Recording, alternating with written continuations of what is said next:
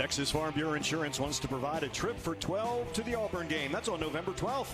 To register for the 12th fan trip, visit 12thman.com/12thfan. Texas Farm Bureau Insurance is a proud corporate partner of Texas A&M Athletics. Welcome inside Rudy's. It is the Jimbo Fisher Radio Show. It's presented by Capital Farm Credit. What we do at the top of the hour is called a tease. It's segment one. It allows head coach Jimbo Fisher to eat something, because I know you usually come right off that field right here, and we do this show. See, I can't get giving all the secrets away because we taped the shows during COVID, and you knew a little bit too much. So you were always telling me, "Are we done taping? You can have the rest of the show." Figured it out. That's exactly right. Coach coming off Mississippi State and Alabama coming up this Saturday. One thing that you said at the end of the week. You have to be ready for Mississippi State, and they are going to be physical.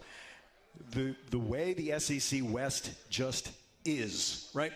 Non-conference Miami, start off against Arkansas, start off second game against Mississippi State. You knew you were in for a physical one. It was a physical battle, wasn't Mississippi State, and this goes for years when I was back in early 90s. I mean, there's as many people in the training room after the Mississippi State game every year as any, and that was always a physical football game. That was a very physical football game Saturday. We lost some guys in that game to some injuries and bangs and bruises, and then we'll get some of them back, and some of those back. But it happens every year, and they're a very physical team. But everybody in the West is, because the number of D linemen, the size of the players. It's just a different league across the board, and you got to be able to take that. You said that I think one time one of our coaches shows around one of the coaches nights, around the state. You said there were more draft picks out of the SEC West than any other conference. Yeah, it was just in the division. Yeah, I mean, in other conference, the whole conference, and it's just what you play every week, and that's what makes it fun. Yeah. You also reminded us, Jimbo, momentum in college football is huge, and that was one of the storylines on Saturday, wasn't it? No doubt. I mean, listen, momentum, and why you say, well, my momentum's big, but that means you're making plays, you've done things, your confidence grows. You feel good about yourself, and you're allowed. And then people say, well, it can't be that simple. It is that simple, and it is that complicated. You know what I'm saying? Confidence can come and go, but you got to make the plays. You got to be fundamentally sound, and when they present themselves, you got to make them. I mean, we had opportunities to make plays. And some tremendous players. I mean, we just didn't make the ones we needed at the time. They made more than we did, and we could have got control of that game a lot earlier, in my opinion, and really had that momentum and been really good. I mean, in all three phases of it, we had a couple picks we could have got on defense. We had a fumble, and we had a turnover before half. Then the block kick. I mean, there's so many opportunities to be there, and you got to capitalize. You got to be able to make those plays. Yeah, because we got to coach them and get them in position to do it. And it gets magnified in the SEC, doesn't it? Well, it does, because other people are very good. I mean, you're playing good people, they're going to do it, especially on the road, even more so. Mm-hmm. You have the opportunity. You've always said this about this is the team and the opportunity. You said it after Appalachian State. Best thing that you guys have is you're playing the number 13 team in the country. Yeah. Right? Same thing. It's the same thing. And you always say you control your narrative. You do. You do. You have to. You got to control your narrative and what happens to you, because, listen, it's about what you do. And you start giving – it's not you give your opponent too much respect. You don't give yourself enough. And you got to understand, when you set your mind to things and you execute them, and you become non-outcome oriented. Mm-hmm. I know that sounds crazy. We want to win. Well, how do we win? We got to win our space each and every time more than they win their space. Don't worry about the scoreboard. We'll say what you want when it does. And when those opportunities, like you say, win your space, make that play. Momentum comes, plays made, points are scored, and then things have to happen. You keep it. You got to keep it simplistic. Mm-hmm. It only gets complicated if you let it get complicated. Right. And you can't look past exactly what you're doing, because all you can control is what you're doing in that particular play. You made a statement. You said, "Look, play well. Go out and play well." Yeah, exactly. I mean, you got to play. I mean, you take from the practice field cause and effect, because you practice, because you play, and then your habits and the way you do things, and you picture yourself when you're doing them in practice. You picture yourself making those plays. You see yourself. You envision them. You do them the night before the game. You do them all week. You can picture what's happening about in the game. The game is played. It's not played on Saturday. It's played Monday through Friday. It's executed on Saturday, and that's what you have to do. And we have to get them there. We got to help them. We got to help them. Everybody that I've been talking to is like, "Oh, you beat Alabama last week." I said last year. I said the reason why is what they did on that Monday through Friday. Yeah, you can't count just because you beat Alabama last year. Each year is different. Right. And we practiced well, and we prepared well. Yeah. And, guys grew up, made the plays, were opportunistic, and made plays early in the game, got confident, and all of a sudden said, something, we can do this. And you made plays. And it's going to be a very tough challenge going on the road, but it's always going to be. Whether we were undefeated, it's going to be a tough challenge. I mean, it's a great team. They do everything well. They play fundamentals well. They do the things. They make their plays. But we have to do what we do and then let chips fall where they may. I always give you this statement about games like this, or really any game. This is why these student athletes come here. Right? Yeah, they is. You want to play in these games. That's right. The conference you're playing in, the teams you're playing in, the magnificence of the game, the magnitude of the games you're playing in. That's what you want to be in. He's Jimbo Fisher, head football coach. Fighting Texas Aggies, Alabama on Saturday, 7 o'clock at Bryant-Denny Stadium, 6 o'clock with our St. Joseph Health pregame show. More to come, reviewing Mississippi State. And a little bit later on in this hour, a little audio from Buzz Williams. We're going to turn the tables. We did Jimbo during one of the Buzz Williams shows, and now we're going to have Buzz, and Jimbo's going to react to what he had to say. That's later on in our hour. Stay with us. This is Aggie Football from Learfield. Barker's Heating and Cooling is proud to be the official heating and cooling provider for Aggie Athletics, earning your seal of approval since 1979. Lots changed since then, but our pride in Aggie football and our commitment to providing great service remains as strong as ever. Barker says, "Gig 'em, Aggies." It's the Jimbo Fisher Radio Show presented by Capital Farm Credit. We are at Rudy's, 504 Harvey Road, here in College Station. So glad that you are with us. Coach, a couple games now. Offensive line really seems to be coming together. Really ran it well. I know it was one of the momentum, but really ran it well. We did ran the ball real early, and all the way in the second half, then we got down and had to start throwing it. I had a couple missed protections, but other than that, I mean, a couple times there we got to get some things cleaned up, just normal things that we should have been able to do. But we were running, we were moving people, and it was very happy. We were averaging almost between 8 and 10 yards a carry there for almost all the way through the third quarter, and that's a disappointing thing. You got to capitalize when you're doing those things and finish those drives. Second consecutive week that Devon over 100 yards. But I was also noticing you got Le'Veon Moss in the game.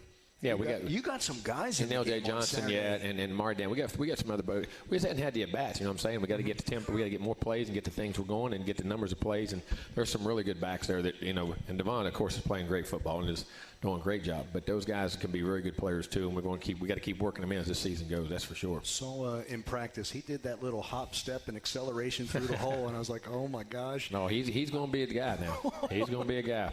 We're just talking about dudes, right? Yeah, he is. But I was happy the way LJ ran that game. I thought he ran the ball very well. And I thought Amari's had our best week of practice he's had this week so far and looked really good. So, now some urgency coming. You know what I'm saying? And getting a feel for what's going on, and it's time. You know what I mean? And they're responding. There's that muscle memory, right? Of knowing, okay, maybe I didn't know what I didn't know. And now they know after. And the tempo of the game and how it goes, and when you get in the game and how fast things happen, how quick things happen, and how what they understand when they get to play is how one small, minute mistake, even though you say, well, sometimes those go by and you live with it, but sometimes that one small mistake is what gets it, and that's just what happened with us. I mean, there was plays that we know if we missed a block, we had a couple routes that we thought were going to be touchdowns, or that you did miss the run. I mean, just everybody takes a turn like that, and I think the urgency of not making any mistakes or trying to be perfect, and I think that you have to play sometimes to realize that. That's one of the first things some of those young guys said. How quick it happened, the way it happened, and that's why we got to get them on the field. Yeah, but they'll learn. On Monday, see, you just said something that I was going to go to. You finished up a comment on Monday in the media availability when you talked about them learning, doing it in practice, then doing it in the game, and you said they'll get it. They will, and there's high character guys there, and they're very good players. You know what I mean? And they're smart guys. And just we got to get the at-bats. We got to get them out there. And then sometimes, like I say, you can get by with some little things. Right now, we're not. It's just one of those scenarios where we're not. And you can learn and get past it. But now everything is, when you struggle a little bit, everything magnifies. And what you got to remember is you can't press. Mm-hmm. You just got to execute, play each play, do your best, and play your best. Do it the right way it's supposed to be done each and every time you do it. And then go on to the next one. You have the history of not just success, but teams that you've coached. Is this similar to a team you've had in the past? Yeah, I've had some guys. We've had 2 or 3 lost win streak, and times and growing and over things that were by us. You know what I'm saying? And you always give your opponent credit. Don't get me wrong; they're making you do those things. But there's a growing process, and then the urgency to fix those things are the key. And I think we had high character quality guys. I really do. They're good players and got good coaches, and we'll get it fixed. It's a combination of that talent, but you're also seeing that leadership as well. Yeah, right? Some of those guys, and those young guys are learning to lead themselves. We talk about leading, and leaders got to have an effect, but I always say you got to lead yourself. You got to be willing to what you have to do for you to be successful, and you got to understand that. And I think when you start to have urgency, you start to realize that, and then it just snowballs, and these young guys are starting. You're getting better. Aggies in Alabama on Saturday. You ready for a little Buzz Williams next segment? Yes, sir. Okay, here we go. Buzz, when we return, this one's going to be a lot of fun. This is the Jimbo Fisher Radio Show. It's presented by Capital Farm Credit. This is Aggie football from Learfield. The Jimbo Fisher Radio Show is brought to you by Capital Farm Credit, the largest agricultural lender in Texas. Capital Farm Credit. Together, we're better. It is the Jimbo Fisher Radio Show, presented by Capital Farm Credit. We are at Rudy's. So during the basketball season, because Buzz and the language that basketball uses, same thing with Jim Schlossnagle and the words that baseball use, and those are the three teams that I get to do here at Texas A&M. Buzz was saying a lot of the same things that you would say during the fall and during our show. So 12 times we get together here, 12 times I get together with Buzz. And I said, well, let's have Buzz react to what Jimbo has to say. And I think I caught up with you in the offseason, and I said something to you that Buzz said about the discipline is a habit. Here's what Buzz had to say about that. Regardless of what era you grew up in, discipline is a talent, because discipline is acquired through the consistency of day after day after day. That discipline becomes a talent, but because of your discipline, who you were on day one and the compound effect of who you are on day 1,000, you're completely different. But it's the discipline required along the way to accentuate and enhance that talent. It's really not that your talent got better. Your talent got better because of the discipline to do it day after day after day. And you magnify and you maximize it. I mean, discipline, doing what you're supposed to do when you're supposed to do it the way it's supposed to be done each and every time. And that is it's a habit, it's a talent, but it's the great ones have it, the great people in business have it, the great people who are successful have it. You have to be able to do that. And you have to do that, you have to want to be great, because I'm going to tell you, it's an unnatural thing.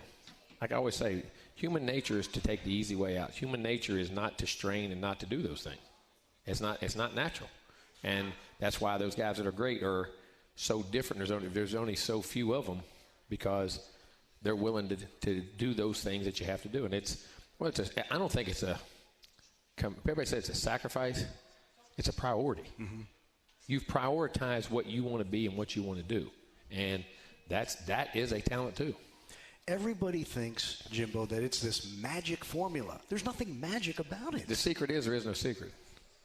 Secret is there is, and it's human nature. It's your self-preservation and your own self-determination to be great and to accept coaching, to accept criticism, and for coaches to learn and us to understand. I mean, it's all for coaches, players, everything. You know what I'm saying? It's not just players, but I mean, it's the whole gamut of how you do things. And you have to, once they realize that, it becomes easy. And once they realize it's hard, that's the key. It's hard every day.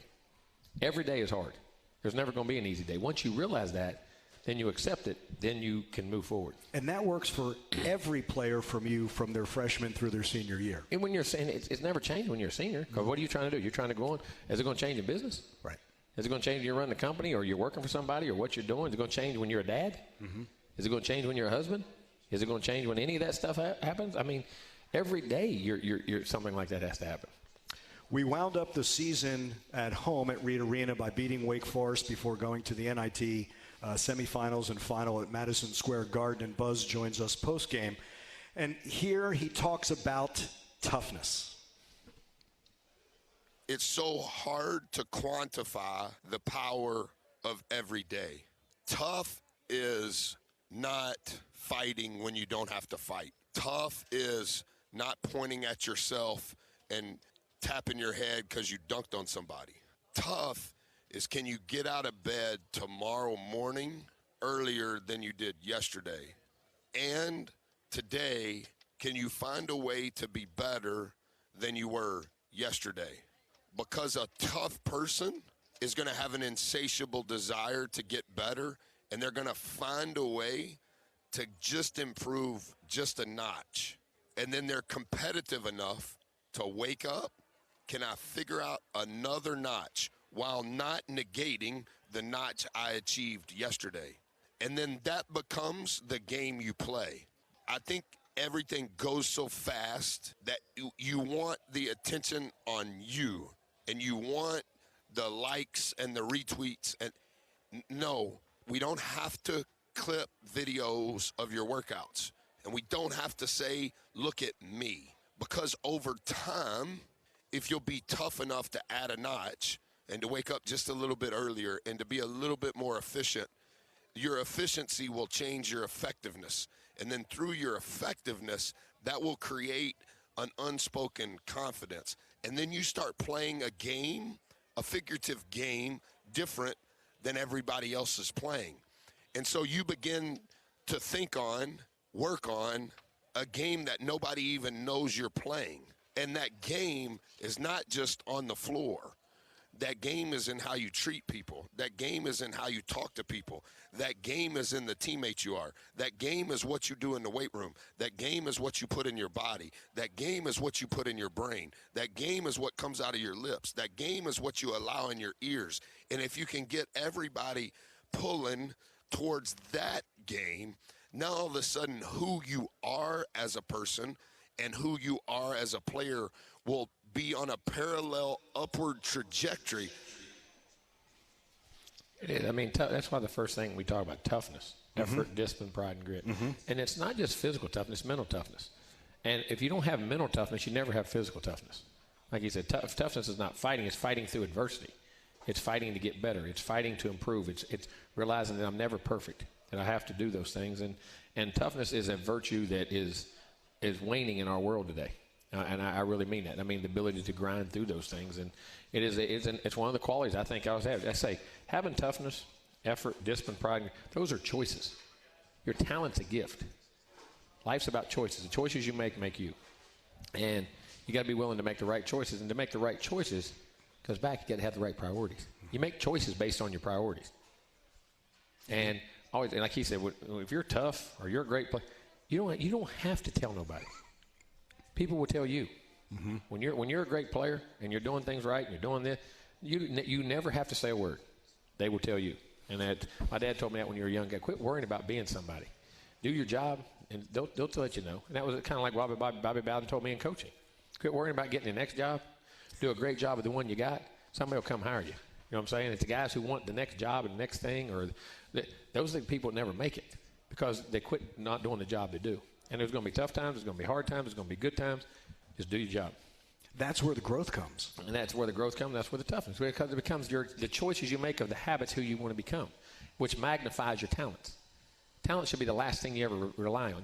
I always tell our players, if talent should be the last thing you ever rely on, and you should play like you have to do everything right just to get the coach's attention. Because if you do that, then you combine talent, because all those intangibles, then you'll have greatness. Hard work beats talent when talent doesn't work hard, right? All the time. All the time.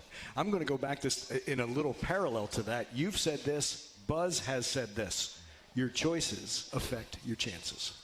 Your choices make you. Like every choice has a consequence, good and bad.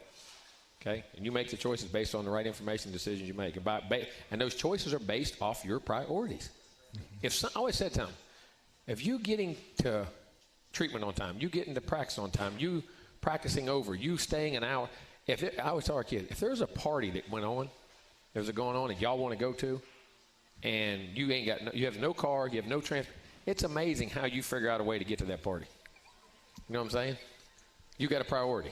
You want to get somewhere. Well, you want to get somewhere in life, and I use that as a car. Or there's a girl you met that you want to go on a date with. You know she's going to the movies, and you want to go to the or whatever it is. It's amazing how you find a way to get there. You know what I'm saying? Find a way to get to where you got to get to based off the things you need on your team, on your school, on your right personal choices. That's what choices are about, and it's based off your priorities. Your action speaks so loud, I can't hear what you're saying. Your action speaks so loud, I can't hear what you're saying. I mean, you can give me all that want and then give me 38. I don't need excuses. That's exactly right. I need an excuse to do it. Exactly. And that's what we have to, and that's kind of what Buzz is saying right there. That's toughness. I mean, you have to. I mean, life's tough. Life is never easy. Ever. A 3rd and long is nothing compared to the bills on the table, then you don't have enough money to pay them. Right? They'll say, treat me like that. Well, when the bills come to your house in your name and you can pay them, then you're a man. Till then, you need to listen. Absolutely. You know what I mean? And that was another old man statement. Old man taught me a lot of smart things. We might have to do a show just on what you learned from your father. Let me tell you something. It wouldn't be one. We could do a couple of them. I want to do that. And I want to do a John Wooden segment as well with you. That was one of my. Only because I want to learn more about John Wooden through you. Yep, I did. I remember the game. I remember when they lost their 88-game win streak. Bill Walton, in the last 5 minutes, never scored. Bill Walton missed a turnaround jumper about 12 feet on the right side. Mm-hmm. Banked it short, hit on the right side of the rim for the tip, and they were beating Notre Dame. That was a huge event. John Shoemate and the boys. John Shoemate. And Gary Brokaw worked in the Magic front office when I was in Orlando. When I lost 88 games in a row. Yeah. But it was amazing, all the teams and the things they did. Yep. I mean, Wooden was an amazing guy. Yeah, just the wisdom, Jimbo, and not basketball wisdom. Greatest trade you can have. Absolutely. Thanks for doing this. This was fun, and I can't wait to play the other ones for Buzz, and we'll run into each other as well and do that. More of the Jimbo Fisher Radio Show. It's presented by Capital Farm Credit. Come on back to Rudy's, 504 Harvey Road here in College Station. This is Aggie football from Learfield.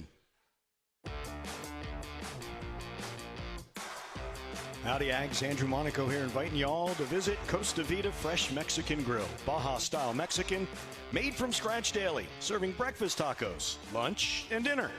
Aggie-owned and operated by Holly in South College Station. We continue with the Jimbo Fisher Radio Show from yet another eating establishment. We are at Rudy's, 504 Harvey Road here in College Station. I always said, Jimbo, before I even moved to San Antonio, I was 115 pounds. And then into a really good eating city. Okay, you have the questions in front of you. You get to pick which ones you want to I answer them all. I'll just pick one. Here we go. You know what? We're starting with Philip. All right. Right? He got his homework done. He's got teammates with him as well. See, they're in that table. Yeah. They better done their homework, too. Let's hope. Philip's tough. I'm going to tell you this right now. Your defense could not get off the field. What specific area of the offense will you work on to keep the offense on? Well, we got to keep on third downs, and they got to be more efficient consistently in our plays.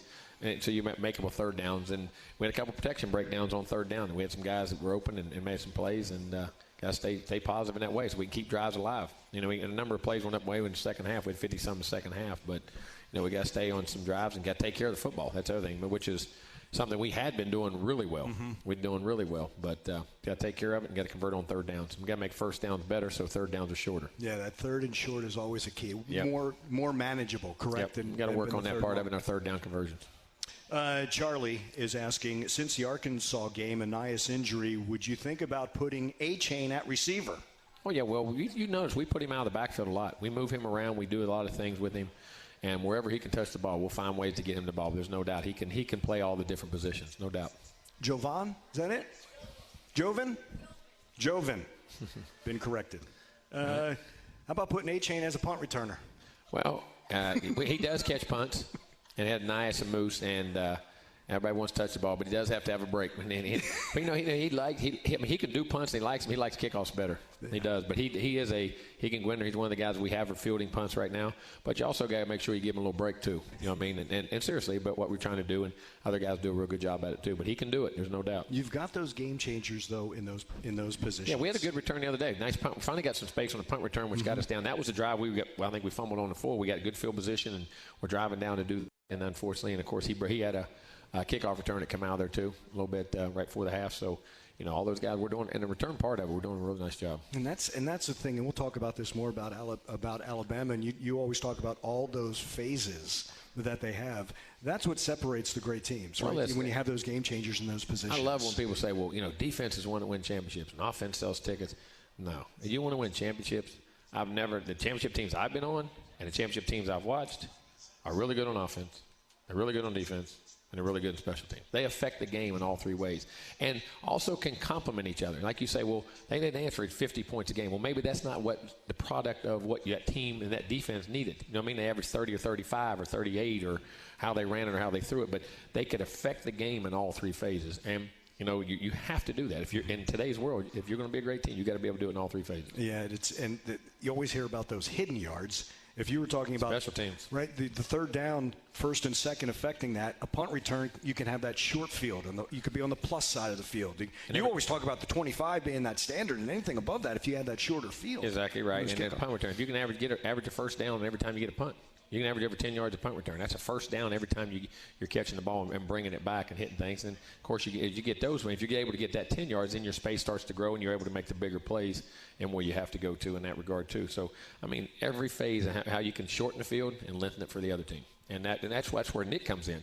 Because I like to know how many – in that game there was – of course, there's a fumble inside the 10. But I think there's another one he hit inside the 10, if I'm not mistaken. One or two. I can't remember in that game now off the top of my head. But, those punts when you're moving it, and he's still sticking that ball down there inside the 10. And then it's hard to score to drive 90 yards. You know what I'm saying? So those things all affect things. No name on this one. Plans to make changes to the defense. He says, considering the lack of success of the three-man front, to get more pressure on opposing quarterbacks. You will. You got to. You got to blitz. You got to affect the quarterback. And, there, if you go back and look, though, we've played Mississippi State in three-man front since, every year. Even Mike did that because of their passing. But we affected – 2 years ago, we did a tremendous job of affecting the quarterback over there, and we got a bunch of sacks. And the blitzes and the package that go. But you got to mix the four down with it, and you got to affect the quarterback, and we know that, and we will. That was a game plan deal. Steve's asking, if you could start the season over, would you do anything different or have done the same? No, I'd have won those two games. I mean, you'd like to have won those two games. Uh-huh. You know what I mean? But, no, I mean, how you play and how you grow, I mean, getting healthy and having the right guys early. You hate losing our center right off the bat. You know what I mean? Just chemistry, things like that. But that's part of football. Guys get nicked, guys get knocked, different. That's not a reason for everything. But, I mean, just keeping continuity and trying to keep health. And that's the thing about sports. You can't go back. Can't go back in life. You live day to day. You live with what you go, and that also makes you who you are and makes you who you can be down the road for future endeavors. I mean, there's it's a tough time. I mean, we're not happy. Nobody's happy, right. But at the same time, we're not panicked. You know what I mean? There's urgency to fix things. There's urgency to correct things, but at the same time, you got to stay the course, understand what you go, believe in what you do, and everything. And how that's not setting you up for success later in the year for things that happen, or in the future, or the next year about things that are happening where you're at. Experiences in your life make you who you are, and you learn from them, and you got to grow from them. So, you can't go back. You think about on that back end. Tyreek Chappelle was a freshman who played all of last year, brings that experience now as a sophomore. The same with Jordan Gilbert, now teaming up with Damani Richardson back there. They get all that experience. Jalen Jones goes down, makes an open field tackle. You call on Denver Harris, and there's two back there making the plays. You guys are getting a lot of time, a lot of playing time. Just like you say you did there. You had your center. You had Wyckoff, who played center. Now he plays guard. You're moving Aki around. You're moving Moko in there and those guys, the young freshman receivers. You got Donovan Green. All those guys, they're all growing and becoming players. They're going to really grow. Ian wants to know, how has practice changed from when you began coaching to now? You can't start it over when you don't like it. Because these time rules. You used to be in the day, you're getting about halfway through it, you didn't like it, you just started over. And they figured it out, they had to do stuff. You can't do that anymore. These time constraints, the meeting, coaching and practices, the meetings practices were longer, but you could meet longer. And these time constraints with the 20-hour rule, it really makes it tough on things. But practice is still very similar. I mean, it's based, you're out there, an hour and 45 minutes to 2 hours and 15 minutes, however long it is, and getting things done. It's a lot more efficient now. It makes you be more efficient the way things are now and how you do things. And probably the contact parts of it, believe it or not, it's not as physical as it used to be, even though the guys now are bigger and stronger and the collisions that happen. But back then, they used to talk about spring practice. Mm-hmm. We have 15 now, right? Yeah. We did 30. All 30 were full contact. Really? Back in the day, they were 30. You were 30 live practices every day. You had 30 practices, and you were live every day. At least we were. Whether you was a quarterback, you were tackled every. The quarterbacks. We didn't have that. Those jerseys weren't on the ground when I was around. Those jerseys weren't around. You were 30 days of full contact back. That's what I said. Go back. How did we make it through? Yeah. Compared to what they say now and all the things that go on. It was a lot more. But you're learning now because of the contact and the concussions and all the different things in the body and taking care of it. And it's just. It is what it is. Game's ever changing. I told you I worked with Charles Davis early in my career. He said Johnny Majors was famous at least once. In that 15th period, start over. Oh yeah, I've been there. I've been on a player when he used to do it all the time, and it's funny though.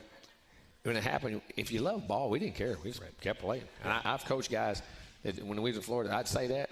before those hours, man, they would jump up and down. I mean, there was guys that loved it. They'd rather do that and go study. Right. That's exactly They didn't right. want to go there. They wanted to be on the field. I mean, but it would happen those days. And getting attention, and it wasn't to be, it was to get your attention. Right. You know what I'm saying? Yes. So, like I say, it's just like your parents. Why they get on you? So you don't make a mistake that hurts you in life. Just like us. That's getting on guys in practice. That's starting practice. So you don't do it in the game. Mm-hmm. You know what I'm saying? You do those habits and do those things in the game. But yeah, that was the day, man. You could crank that. Start it over. Yes, you could. Yes, you could. He said he was always famous for one. Much more of the Jimbo Fisher Radio Show presented by Capital Farm Credit. We're going to step aside. This is Aggie Football from Learfield.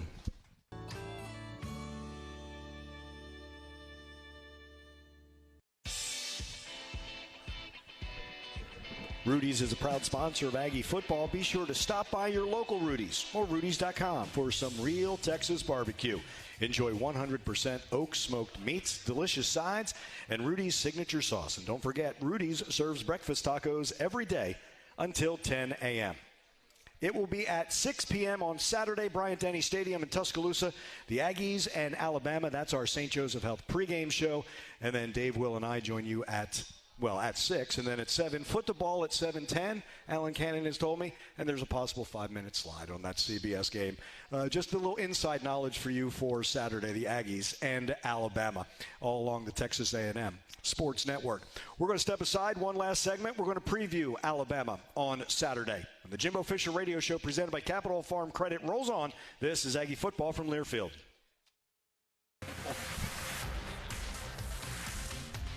Final segment of the Jimbo Fisher Radio Show presented by Capital Farm Credit from Rudy's, 504 Harvey Road, College Station.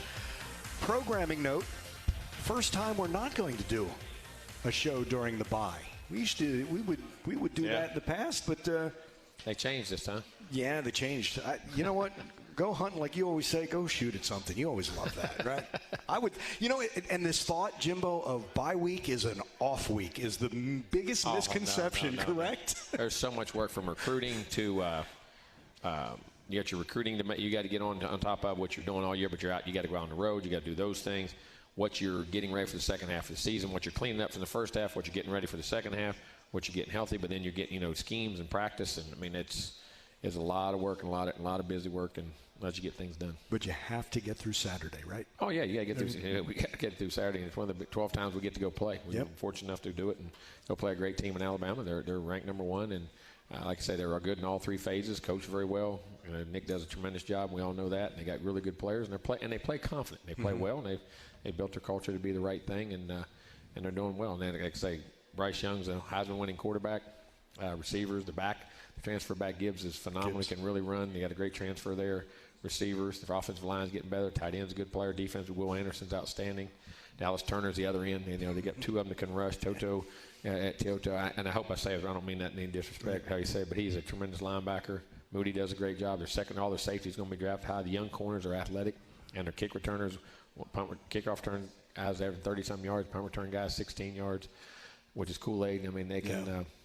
They can play, and they can kick it, they can play, and they're confident, and we're going to have to play a heck of a football game. Yeah, and again, though, Jimbo, it was that preparation into – and I remember last year watching practice with Dave. We were on the sidelines, and I thought it was the best week last year. And he just kind of looked at me and winked and said, we're winning Saturday. And, he's not an overboard type guy, but he's very much from those Rams days of – the prep. I can say this. What's the old school ways of understanding? And players and coaches know you take it from the practice field to the game field. Yeah. You can see it. It's just like you don't have to say we practice well. Right. You can see we practice well. Right. And guys who've been around and understand it. You know what I'm saying? Yeah. I mean, there's going to be this narrative of Alabama wants revenge. You've always talked about revenge. That burns out after a little while. It does, and it's not the right way to play. You want to play well because of who you are, what you are, and what you stand for. And it's the same way with us. That's why I say you control your own narrative. You know what I'm saying? Mm-hmm. And you got to be able to do that. Yeah. The Bryce Young, Jalen Milroe, two different type quarterbacks. Does it help that you've faced a big, strong quarterback like a KJ Jefferson already this season? And is it some of the same similarities if it is Milroe? Yeah, KJ's a little bigger, doesn't run quite as well. Milroe can run. Mm-hmm. I mean, really run. Yeah. I mean, we had him in camp for 2 years. I mean, guy's got a really strong arm. He's really athletic. He's competitive. He's smart. He's intelligent. He's a hard worker.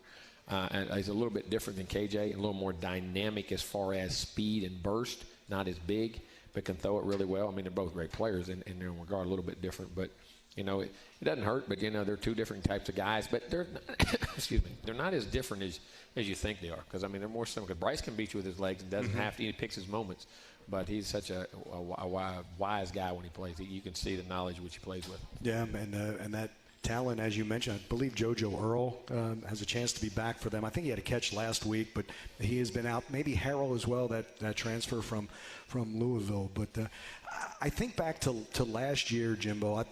Was that like a blossoming for Deuce Fothery against Will Anderson? I mean, it was a heck of a matchup, and I think I remember saying Will Anderson's name early, but not throughout that game. Well, in the run, he kept him off balance, got the ball over hand, and Deuce did a good job. And I tell you, speaking of that right now, I think he's playing really good football. He is playing really good football right now, and I'm very proud of the way he's playing up front. Just gets better and better, and a tremendous young man, tremendous family, and I think he's got a great future in this game. It's another one of those we talked about. Young sophomore. Two sport people. We were just talking Buzz. I wonder if Buzz could use him in the basketball. Oh yeah, he was recruited by a lot of Division I basketball schools. You know, big old guy. But as you always say, yes, you're playing number one. Yes, you can change the narrative, but all you can control is your space on each snap. Exactly right. You got to win your space more than he wins his space and do it again and again and again. And football's a collection of 11 individuals winning their space that collectively unify to make a common goal of what you're trying to accomplish offense and defensively come together. And that's basically what it is. There's no I in team, but there is an I in win. That's the individual responsibility you have to do your job so your team can be successful. And you got to win that space. It's that space and that job you do, and then do it again, and do it again, and do it again, and do it again, and don't get bored with it. John Wooden was asked what made Bill Walton such a great player. Wooden said he didn't get bored with the repetition that you need to be great. Greatness, if you ever go back, whether it's golfers, whatever, what usually kills great people, they get bored of what they're doing. They got to change. They can't just continually want to do the same thing over and over and over. You think there's more to it, and you grow and you get better. But also when you do and you start practicing, and then that takes away from something else. You got to understand that. And I remember when Walton played. I mean, I always said Jabbar was his most dominant player ever, but Bill was the best all-around player he ever had. Really? Yes. I mean, I don't even say that. Jabbar was the most dominant, but Walton was he was like they talk about Tim Duncan, the big fundamental. Well, Walton was the same way as a player. Yeah. Was phenomenal. Could pass, throw. He was MVP of the league. Remember in '77? Yes, he was. When they won it, they beat Dr. J and them with the Sixers, and they won an NBA championship. But the great players do ordinary things better than anybody else. What makes a great and the great plays come within the ordinary things of doing your job within the base of your offense, your defense, how you rush, how you run the route. Think about Jerry Rice. I mean, the slants and the runs and all those. They were just those. Everybody says those are. They are, but they were base things done very well that turned into great things. And if you take a bunch of what you say ordinary things of doing your job in football over and over and over and over and over again, all right, may not be outstanding, but at the end of the day, collectively, they are outstanding. That's how you win.